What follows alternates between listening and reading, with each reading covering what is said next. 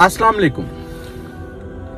जो मेरे साथ अच्छा सलूक करेगा मैं उसके साथ अच्छे से पेश आऊँगा, और जो मेरे साथ बुरा सलूक करेगा मैं उससे ज़्यादा बढ़कर बुरा पेश आऊँगा। ये हमारे माशरे में ज़्यादातर लोगों का म्यार ज़िंदगी का असूल है।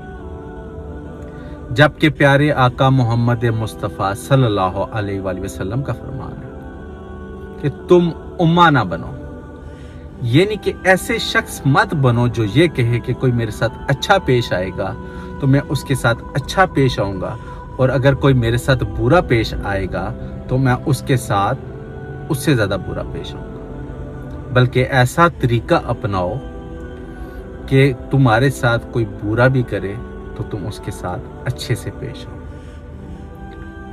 हमारे म्यार हमारे आका की तालीमात से हट गए। एक और हदीस मुबारक में नबी सल्लल्लाहु अलैहि वसल्लम फरमाते हैं कि सदके से किसी का रिज़्क कम नहीं होता, और अफू दरगुजर करने से किसी की इज्जत कम नहीं होती। जबकि हम देखते हैं कि हमारे साथ कोई बुरा सलूक करे तो हमारे मनफी जज्बात बढ़ जाते हैं।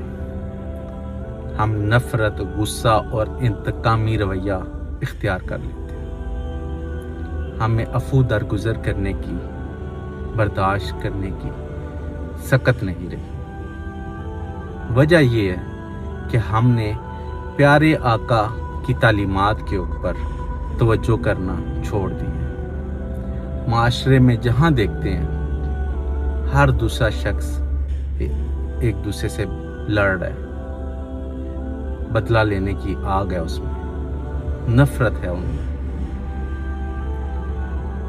इसका एक ही तरीका है कि अगर हम अपनी जिंदगी को पुरसकून करना चाहते हैं तो कुरान पाक और प्यारे आका की तालीमात के ऊपर अपना जोर लगाएं और उनसे सीखें कि इस दुनिया में, इस माशरे में हमने कैसे रहना। अल्लाह पाक हम सब को समझ और हदायत दे। बहुत बहुत शुक्रिया। जज़ाक।